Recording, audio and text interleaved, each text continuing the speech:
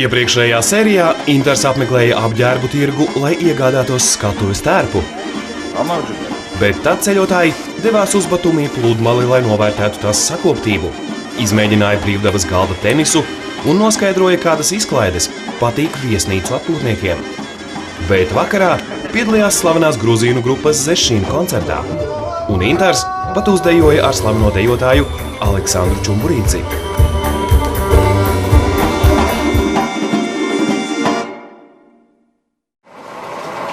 8. dienas rīts Batumī kurortpilsētā ir neraksturīgi lietains un apmācies.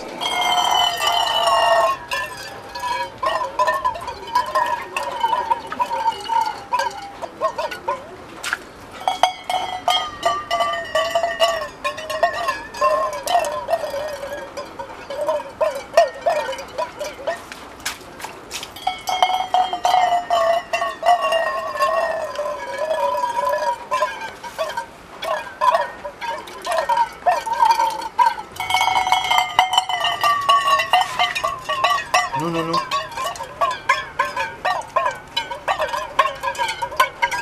Jā.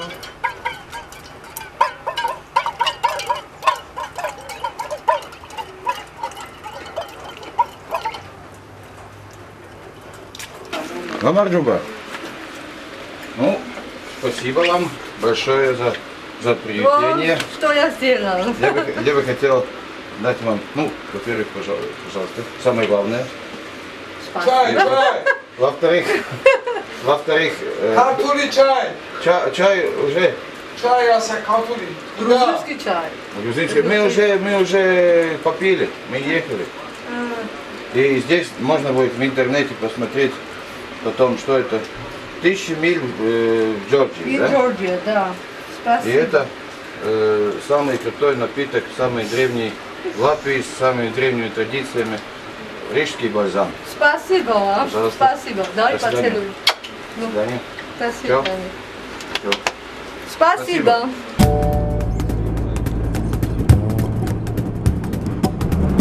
Майже. Индулис? Конечно. Готов? Конечно. Ekspedīcija dodas uz Vardziju, ciematu, kur atrodas milzīgs 12. gadsimta klosteris, kas izcirsts klintī. Ceļā uz Gruzijas dienvidiem, uz Vardziju, ekspedīcijas komandai ir jāiemācās braukt īpašos satiksmes apstākļos un jāpierod pie jaunas Gruzijas ceļu īpatnības – govīm. Viena govs, otrs. Kas vēl zīmīgi, ka govīm nav bailes.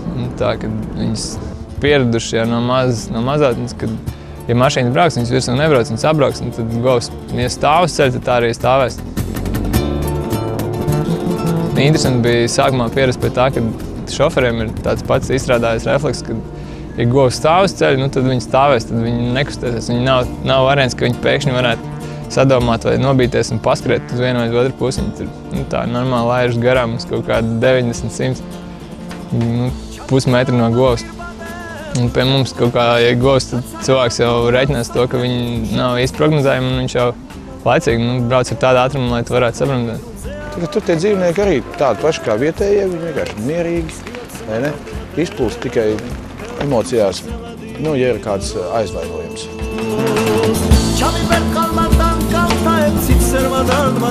Saka, pirlus gaumagu!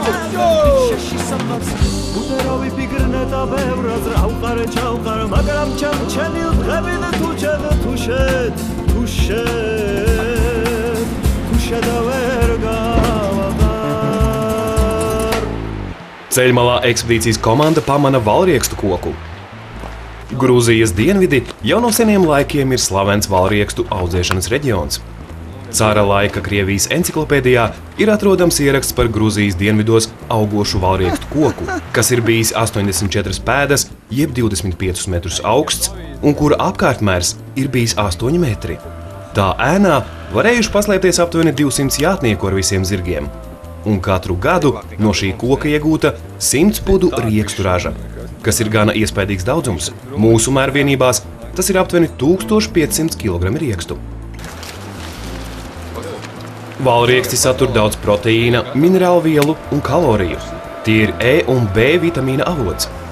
Kad valriekstos ir sākušies oksidācijas procesi, tiem raksturīga eļļas krāsai līdzīga smarža.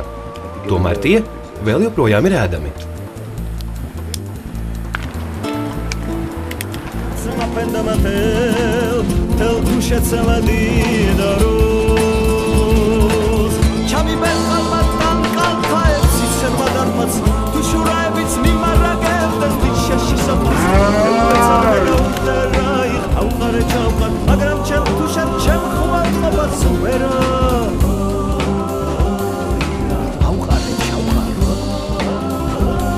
Vārdzija.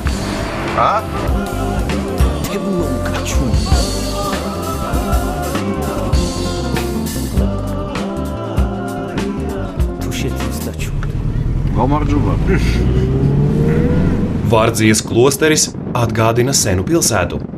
Vairāk kā 600 dažādu telpu, 8 stāvos, kas izcirstas klintī, atrodas Erušetī kalnā. Klostera komplekss ir vairāk kā 900 metrus garš un aptuveni 50 metrus plats. Tomēr tā ir tikai daļa no kādreizējās būves. 13. gadsimtā šeit notika spēcīga zemestrīce, kuras rezultātā sabruka 15 metrus bieza klints siena. Tika iznīcinātas vai bojātas gandrīz 2/3 klostera telpu. Нашей царицы, когда она маленькая была, ребенка. В этих территориях его дядя, отец,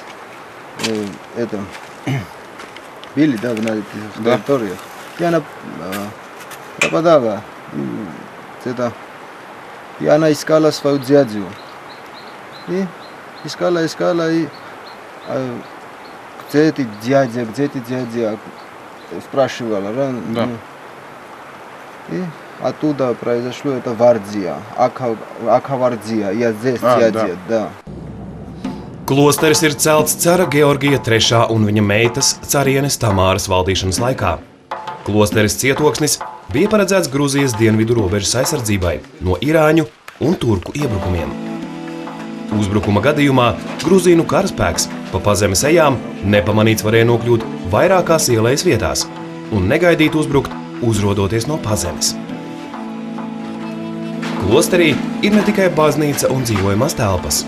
Šeit atrodas arī pirtis, noliktavas biblioteka un neskaitāmas ejas, kas savieno telpas savā starpā un ar ārpasauli. Pazemes pilsētā bija arī ūdensvads un īpaša ventilācijas sistēma. Klosterī vienlaicīgi varēja uzturēties vairāki tūkstoši cilvēku un nemanāmi dzīvot pat daudzus mēnešus.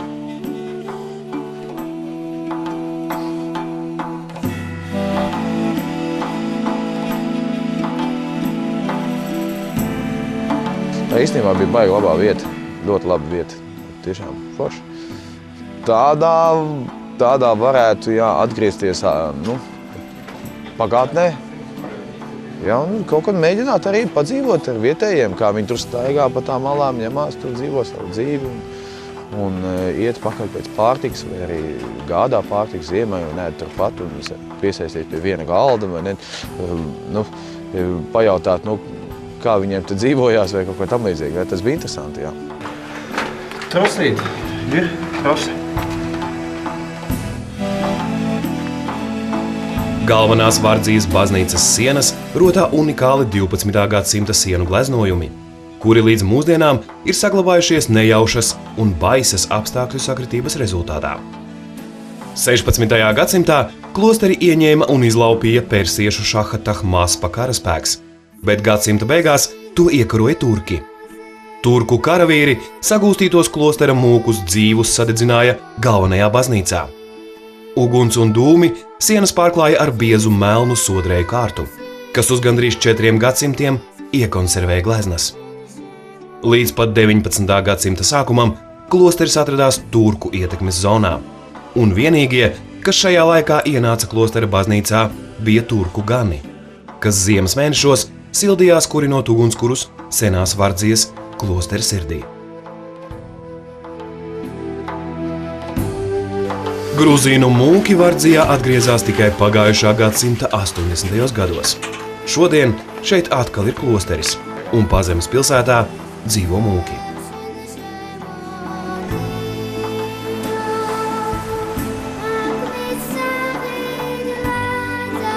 Bet iespaidīgi, tiešām iespaidīgi, jā. Bet tās ir smilšu klintis, ja? Nu, kaut kad jau viņas tikai tā sabruks, bet nu jā, nav bail un dzīvo un viss notiek un mīļi.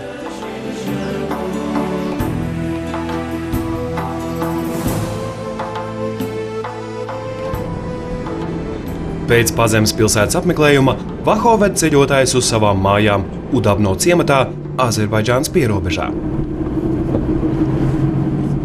Tur bija līdz pat galam bija tāda plašuma. Nekad neesmu bijis Mongolijā, bet neskapēc man liekas, ka tur ir baigie plašumi. Un tur arī bija līdz pat horizontam bija plašumi. Nebija, teiksim, kalni un kaut kas tam līdzīgs. Tā kā, man liekas tas pa vientuļu. Man tur būtu bailīgi dzīvot, teiksim, vienā mājā. Vai ne, sevišķi, ja tur teica, ka tur vilki esot un kožot nost aitiņas un lopiņas. Un tā. Labi, ka cilvēks vēl nē. Tas gan būtu stulbi. Ciemats Udabno atrodas pāris kilometrus no Azerbaidžānas robežas un ir vientulīgi apdzīvota vieta milzīga līdzenuma vidū. Udabno tulkojumā nozīmē tuksnesis, jeb vieta, kur nedzīvo cilvēki. Pagājušā gadsimta 70. gados šajā ciematā dzīvoja azerbaidžāņi, bet tad uz šejieni brīvprātīgi piespiedu kārtā pārcēla vairākus desmitus svanu ģimenes no Svanetijas, kur viņu mājas bija paredzēts apludināt jaunas hidroelektrostacijas būvniecības laikā. Uzbūvēts klajā laukā, jo viņi ir tāda politika, ka viņi ir vienīgais mūris vai nedzīvo cilvēku mūris starp Azerbaidžānu un Gruziju. Bet jā, tur Azerbaidžāņu robeža tur bija arī saskatām, pie Tornīša arī viņi bija. Tur saprat, ka sākumā ir bijuši tur konflikti, jā, sākotnēji tur dzīvoja abas divas, gan Azerbaidžāņi, gan Gruzīni. Viņiem tur kaut kā īsti nav gājis kopā, un tad tie Azerbaidžāni vienkārši savākuši savas peklītes un aizgājuši apakaļ.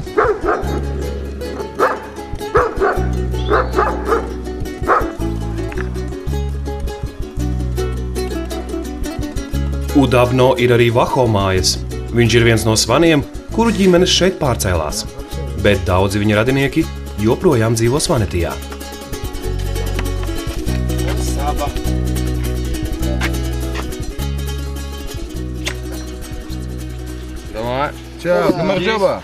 Ekspedīcijas komandai pievienojas Vaho dēls, lai visi kopā dotos uz vienu no Gruzijas pareizticības svētākajām vietām – Udabno klosteri.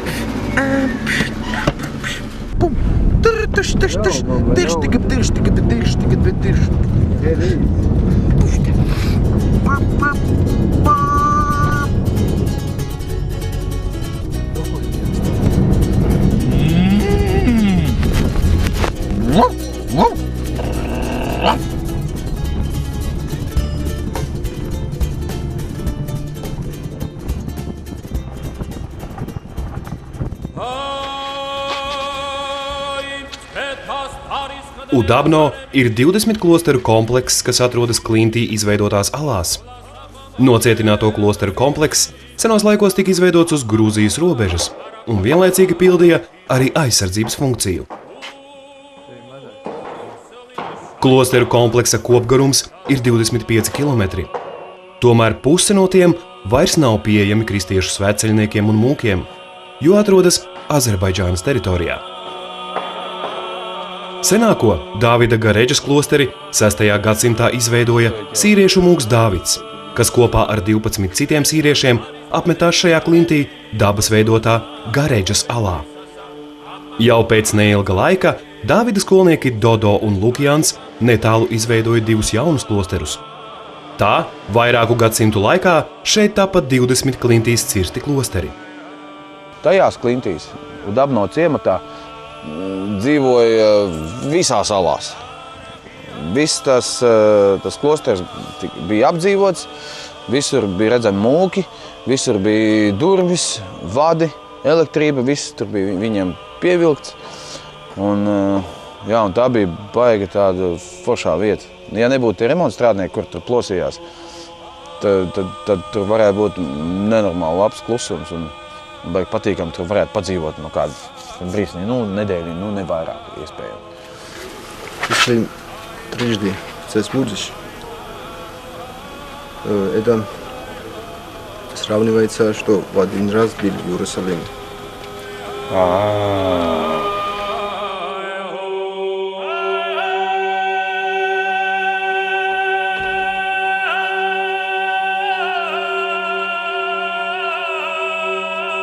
Viņi iet iekšā, krustās, brauc garām klosterim, krustās.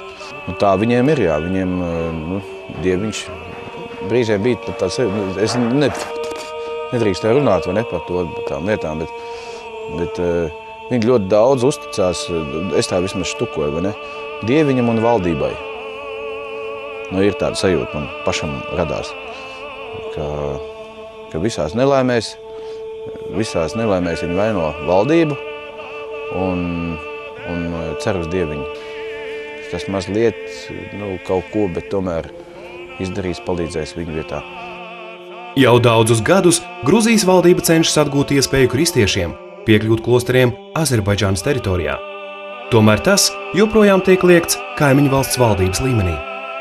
Kad Gruzija piedāvāja iemainīt šo teritoriju pret citu līdzvērtīgu Gruzijas pierobežā, Azerbaidžāna atbildēja, ka par to nevar būt nerunas. Vietējie uzskata, ka šī nevēlēšanās sarunāties un izrādīt pretīmnākšanu ir padomju laika paliekas, kad padomju valdībai bija īpašs plāns sanaidot Kaukāza kristiešus un musulmaņus, lai vieglāk būtu pārvaldīt šo teritoriju. Diemžēl šīs naids vēl nav beidzies. Tur mēs arī atradām darba iespējas. Tātad visiem gruzīņiem par piemēru var minēt, ka darba iespējas visur var atrast, vajag tikai meklēt. Mēs arī atradām.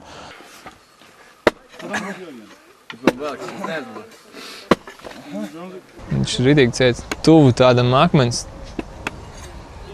Pat ar to skādām cirviņā, var tur varbūt centimetri, pāris centimetrus iecirst tā, ar diezgan jaudīgi viņu. А если мы все, слушай, а если все возьмем, отодвинем?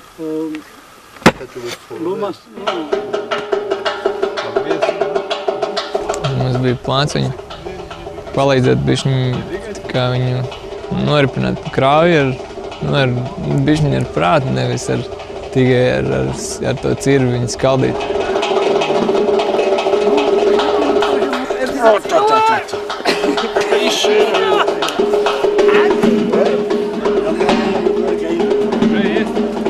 Svēra, es domāju, kāds tonnas 3-4.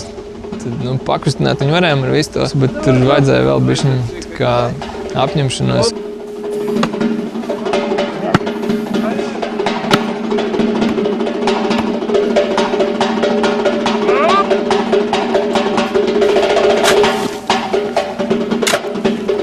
Mēs centāmies, Induls jau ir stratēģis, viņš jau māka, zina.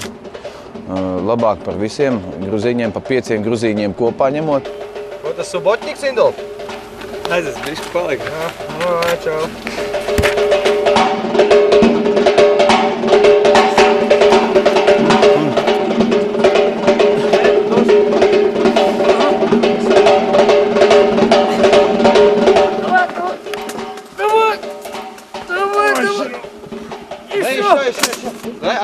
Отдохнем. Тихо. Не будет. Tad viņi beigās kaut kā saprat, ka, ko mēs tur cīnīsimies, ka viņiem taču vajag darbu rīt un parīt arī, un ka viņiem rīt atvedīs pneumatisko āmuru, un ka viņi ar to tur vēl pāris dienas pastrādās.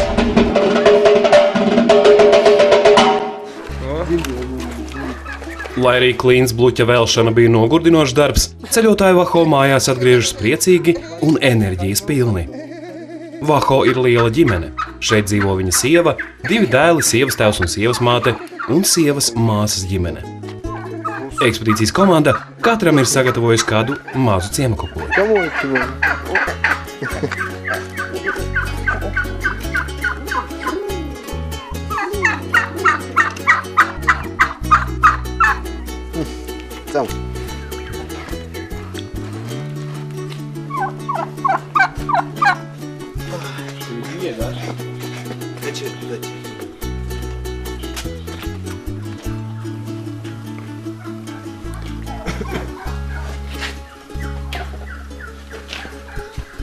Какая-то аромат, да? Одесса называется. Vai viņš jau pat zina, ka tas tur nav jāēd? Viņš met ārās tās čoškas. Ja jūs man prasat, ja, vīnogas, Udabnu ciematā ēd ļoti īpašā veidā. Viņi izkož, izsūc ārā no vīnogas visu sulu, dzīvības sulu, un tad mīzu paņem un izspļauj ārā un uzreiz skrien strīdēdamies klāt vistveidīgi, tīterveidīgi putni un vienkārši to apēd. Vajag interesanti, ļoti vienkārši, un tā viņiem tas stiliņš, un tā viņi baro arī tos tīters. Iespējams, ka tur ir kaut kāda dziļāka doma, vai ne, kāpēc tās miziņas, nu tā nav.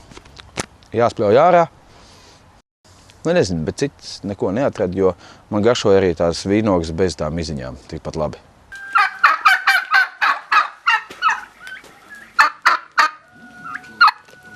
Bet man bija nākamajā dienā bišķi šķidrāks vēders nekā parasti. Iespējams, tajās vīnogās, bet tajās mizās ir kaut kas tāds, kas, iespējams, veicina vēdera izeju labāku.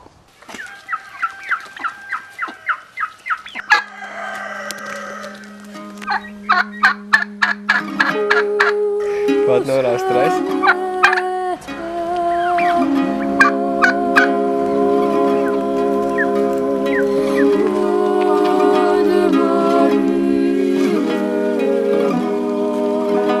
Udabno ciemats Grūzijas dienvidu pierobeža, kur dzīvo kareivīgās un lepnās kalnu tautas svanu pēcteči.